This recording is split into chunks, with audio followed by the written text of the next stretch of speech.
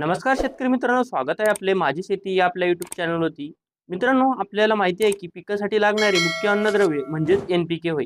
आपण पिकासाठी याचा सातत्याने वापर करत आलोय, पण खरंच आपल्याला या अन्नद्रव्याचे कार्य किंवा यांचा आपल्या पिकासाठी काय फायदा होतो हे माहिती आहे का? चला तर मग आजच्या व्हिडिओमध्ये आपण त्याबद्दल समजून घेऊ. सर्वप्रथम एन-पी-के म्हणजे काय हे समजून घेऊ.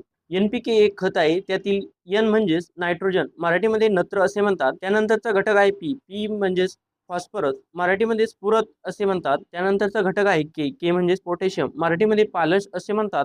या तीन पोषक घटकाचे मिश्रण म्हणजेच एन-पी-के होय. हे तीन घटक पिकाच्या वाढीसाठी, उत्पादनासाठी आणि गुणवत्तेसाठी सर्वात आवश्यक व महत्त्वाचे पोषक घटक असून त्यांची पिकांना गरज असते. हे घटक पिकाला शेतीतील मातीमधून मिळत असतात. त्याचबरोबर आपण काही रासायनिक आणि सेंद्रिय खताद्वारेही देऊ शकतो. या घटकाशिवाय पिकाची परिपूर्ण वाढ होऊच शकत नाही. एन-पी-के मधील प्रत्येक घटक वेगवेगळी जबाबदारी पार पाडत असतो. ती आता आपण पुढील प्रमाणे समजून घेऊ.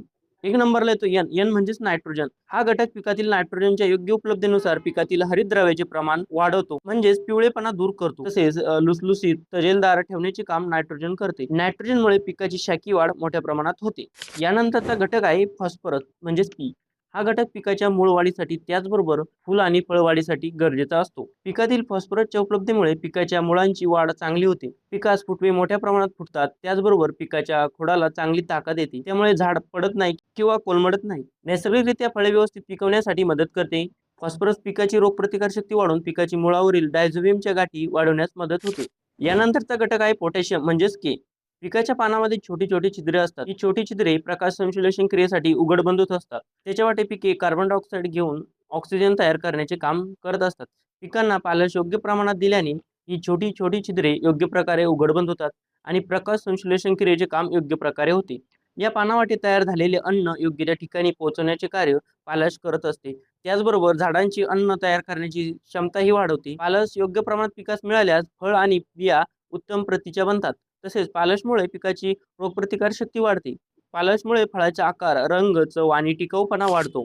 या प्रकारे हे घटक कार्य करत असतात. साध्या भाषेत सांगायचे झाले तर एन-पी-के पिकासाठी अन्न आहे. एन म्हणजेच नायट्रोजन ही हिरवळ तयार करते, तर पी फॉस्फरस हे मुळे व फुलोरा वाढवते आणि के के म्हणजेच पोटॅशियम हे फळांची गुणवत्ता वाढवते. या प्रकारे एन-पी-के कार्य करते व पिकासाठी यांचा काय फायदा होतो यातच आपण बघितले. तर मित्रांनो, आजचा व्हिडिओ तुम्हाला कसा वाटला हे कमेंट करून नक्की सांगा आणि व्हिडिओ आवडला असेल तर व्हिडिओला एक लाईक करा आणि अशाच प्रकारची नवीन नवीन माहिती तुम्हाला बघायची असेल तर आपल्या चॅनलला सबस्क्राईब करा आणि बेल आयकॉन ऑल वरती सेट करा. यावरती रोज नवीन नवीन माहितीपूर्ण व्हिडिओ येत असतात.